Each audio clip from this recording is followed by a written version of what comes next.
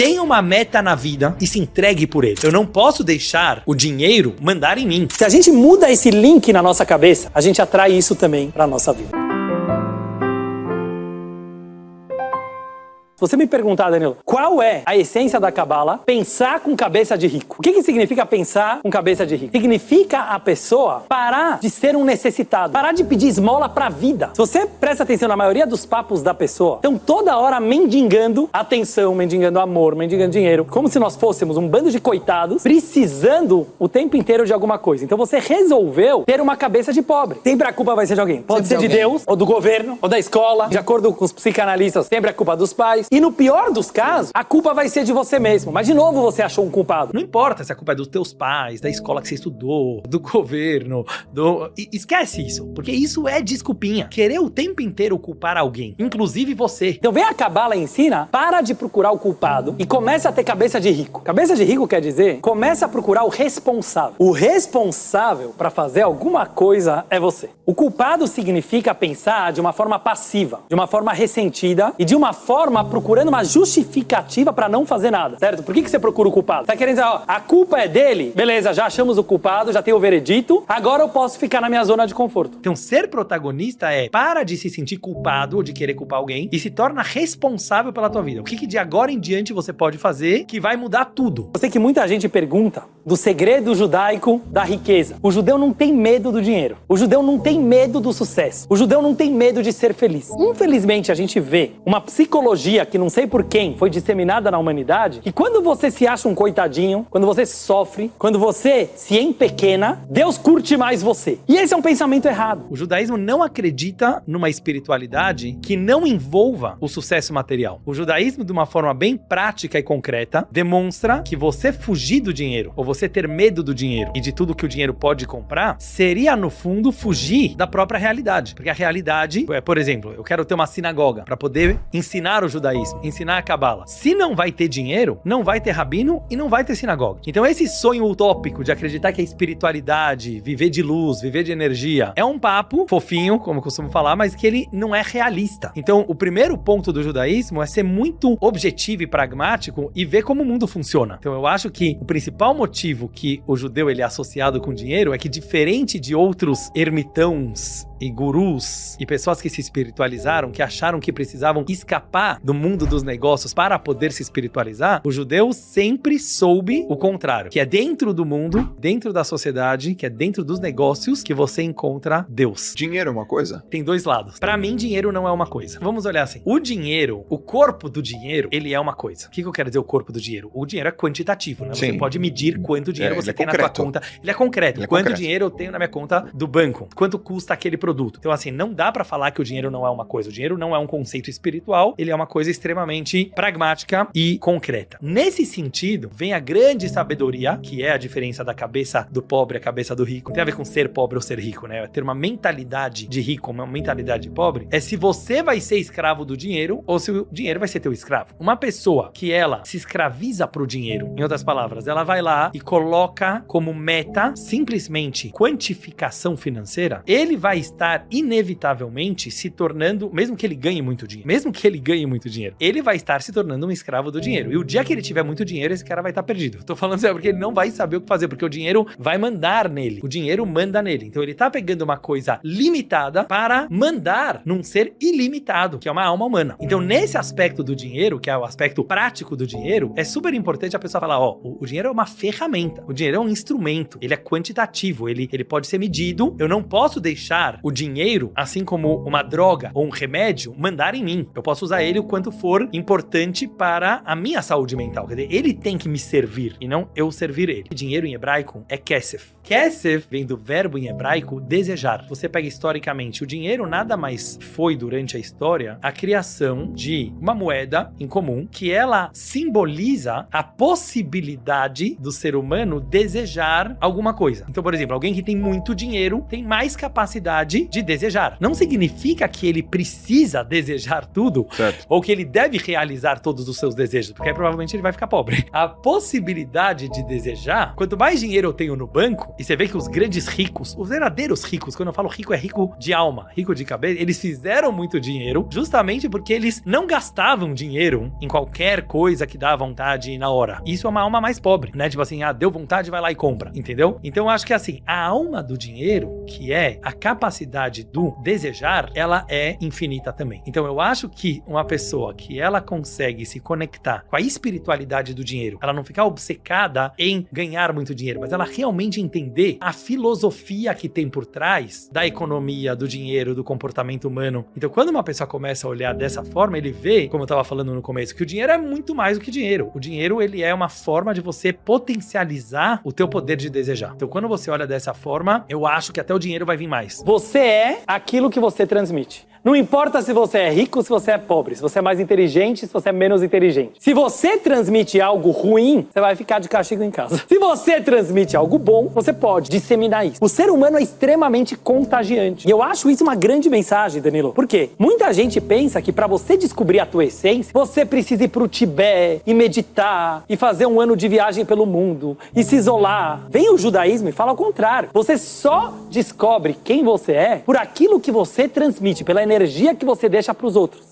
E sempre o ser humano quis ser feliz, desde Adão e Eva. Mas aqui tem um grande problema, né? Que o grande psicólogo Viktor Frankl, da logoterapia, fala bastante, e eu gosto muito dessa visão dele. Que é assim, uma das coisas mais legais que eu acho que sai da filosofia de vida dele é quando você vai com muita sede ao pote, você derruba o pote. Tudo na vida é o contrário do que as pessoas pensam, né? Eu sei que você fala muito de foco, mas assim, a gente tem que tomar cuidado, porque assim, às vezes se você foca demais, do jeito errado, você derruba o pote. Então, quer dizer, se o foco ele se torna uma obsessão, uma idolatria, como eu costumo falar na linguagem judaica, então, em vez daquilo ser saudável, aquilo vai virar uma doença, né? Pode ver. Então, assim, uma pessoa quer muito ser rico. Que bom. Sim. Quer ser muito feliz. Que bom. Mas quando aquilo se torna uma idolatria significa a diferença de um prazer e de um vício, ou uma obsessão. O prazer te liberta, o vício te aprisiona. São muito parecidos, porque normalmente o vício dava prazer antes dele virar a prisão. Por que de repente ele virou uma obsessão e às vezes uma prisão? Quando aquilo vira uma obsessão? Quando você mata a pessoa ou a coisa ou o objetivo o qual você está buscando. O que significa mata? Quando você define ele com uma preconcepção tua do que significa sucesso, o que significa felicidade,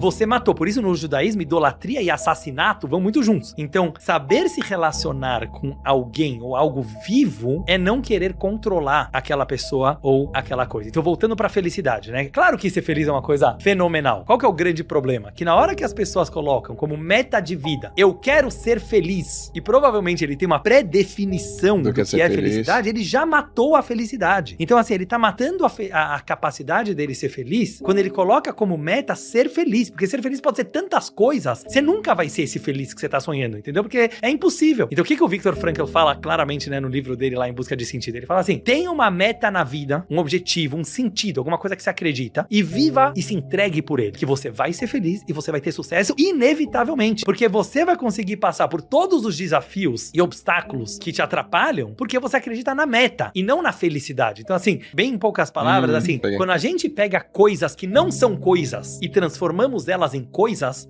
nós estamos matando ela. Felicidade não é uma coisa. Felicidade é um conceito abstrato, infinito. Amor não é uma coisa. As pessoas idolatram o amor hoje em dia.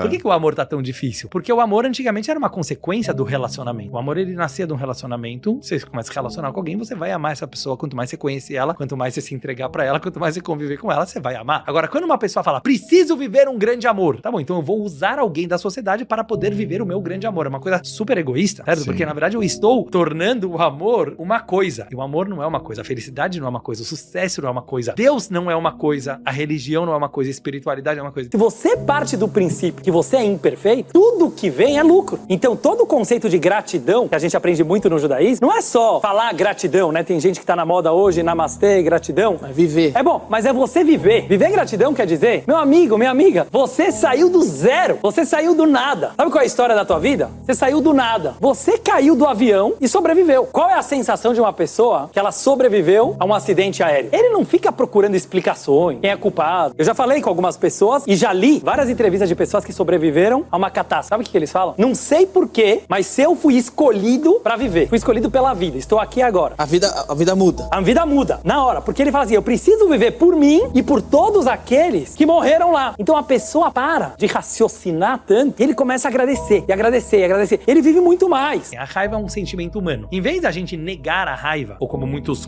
linhas religiosas, ou até mesmo filosóficas ou educacionais, tentam reprimir a raiva, falam, a raiva é um sentimento muito negativo que ele deve ser completamente eliminado. Não, é você conseguir entender qual é a alma da raiva, qual é o espírito, ou seja, na raiva tem alguma coisa muito boa. Se você não souber usar a raiva de um jeito positivo, você vai usar ela de um jeito negativo. Mas fingir, como a geração, não sei que geração que a gente tá agora, Z, Y, você conseguir virar agora um ser humano fofinho, paz e amor, politicamente correto, que de repente não sente mais ciúmes e aceita relacionamento aberto e poliamor. Eu tô falando, eu, Dudu, particularmente não acredito nisso, porque você tá brincando de não ser humano, entendeu? Porque o ser humano é muito ciumento. Ainda bem, sabe por quê? Porque senão a gente não seria ser humano, a gente seria um computador. Eu não quero que o ser humano vire um computador. A gente sente raiva, a gente sente vontade de competição. Agora, como transformar essas emoções em gasolina positiva pra tua vida? Kabbalah te ensina a ser um receptor, a ser uma pessoa que saiba receber da vida. É uma coisa que, pra mim, é life-changing, muda a nossa vida. Todo mundo fala muito sobre doar. Parece pro ser humano que doar é mais difícil do que receber, né? Sim. Porque todo mundo gosta de coisa grátis, certo? Como a gente fala. Ninguém gosta de pôr a mão no bolso e doar. Mas quando você pega psicologicamente, mais profundamente falando, é muito mais difícil o ser humano ter a humildade de receber do que de dar. Por quê? Porque na hora é legal receber grátis. Mas os problemas psicológicos gerados numa pessoa que ganhou tudo grátis, de um filho mimado, ou de uma pessoa, às vezes, até que ganhou na loteria, a gente sabe disso. Ele não sabe receber. Porque isso se chama na Kabbalah, Nahama de Kisufa. Nahama de Kisufa significa o pão da vergonha. O pão da vergonha quer dizer assim, tudo aquilo que você não mereceu, que você não fez por merecer, na hora é muito gostoso. Ganhei R$1 milhão grátis. Você não percebe que o teu sentimento de dívida perante a vida, perante a pessoa que te deu esse dinheiro, ele é tão grande que em algum momento ele começa a te incomodar. Então, ser um receptor da vida não é contradição com ser um doador. Ao contrário, você poderá ser um doador top, high performance, quando você aprender a ser um aluno, quando você aprender a receber. Na linguagem do Talmud, um copo cheio não dá pra receber nada. Um copo vazio, ele pode receber. Então, alguém que sabe, em primeiro lugar, entrar em contato consigo mesmo, se libertar das suas amarras, receber, pra mim isso que significa receber, quer dizer, aceita que você pode ser feliz, aceita que você não precisa ser igual a todos os rabinos, você não precisa ser igual a todos os profissionais, não tem que ter aquela máquina de pessoas que faz todo mundo igual. Quanto mais você conseguir ser você mesmo, você vai transbordar. Então as pessoas que estão na tua volta, eles vão receber não as tuas migalhas, eles vão receber o teu best. Chegamos na era do ser humano, finalmente ser humano. Nessa época que as máquinas, computadores, internet, robôs começam cada vez mais dominar o mundo e começam cada vez mais pegar funções que antes eram do ser humano. E cada vez mais a gente tá perdendo os nossos espaços para as máquinas. Então tem gente entrando em desespero. E eu sempre falo nas minhas lives, não, quando chegaram os tratores, imagina os agricultores, que droga que chegaram os tratores, a gente vai parar de pisotear o trigo no campo. Não, que bom que chegou tratores, porque agora o ser humano pode descobrir que o papel dele não era esse, virou outro. Eu acho que vai acontecer isso aqui agora de novo. Quando finalmente os robôs conseguem fazer uma cirurgia melhor do que um médico, o médico vai ter que se questionar qual é o meu papel como ser humano médico que um computador não pode e nunca poderá fazer. Qual se torna o meu papel como rabino num mundo no qual as máquinas estão tomando os nossos lugares? Tudo bem, então quem sou eu? O que eu estou fazendo aqui? O que é o ser humano? Então chegou a hora, Joel, da gente lidar com essas emoções humanas, com essa confusão humana, com os nossos paradoxos, agonia, angústia, e não fugir dessas sensações, porque alguma coisa me diz que nessas sensações tão dolorosas, tão difíceis, o ser humano se encontra e a gente vai ter alguma grande surpresa nesse lado que sempre o ser humano fugiu. Sempre a gente fugiu para as guerras, sempre a gente fugiu para o entretenimento, mas assim, o ser humano sempre colocou fora a competição. Eu acho que, como você fez com a tua vida, né, como um grande esportista, mas hoje em dia você trouxe a competição pra dentro. Pra dentro. Porque da competição você é com você mesmo. É gostoso competir lá fora. Sim. Mas a verdadeira competição é Dudu contra Dudu. Deus não precisa te ver ferrado para ele gostar de você. Ao contrário, Deus quer uma pessoa feliz, uma pessoa que transborda, uma pessoa de sucesso. Então, se a gente muda esse mecanismo e a gente pensa, por que Deus criou o mundo? Deus não era necessitado, como muita gente pensa. Deus não estava sozinho, não estava sentindo solidão. Deus não criou o mundo a partir do nada. Deus criou o mundo a partir do tudo. Ele tinha tudo, mas ele resolveu querer o Danilo. Ele resolveu querer você, não por necessidade, por prazer. Se a gente muda esse link na nossa cabeça e a gente para de pensar em preencher o vazio, você não é vazio. Quem falou pra você que você é vazio? Quem falou que você é um necessitado? Quem falou que falta alguma coisa? E quando a gente começa a pensar a partir da riqueza, a gente atrai isso também pra nossa vida.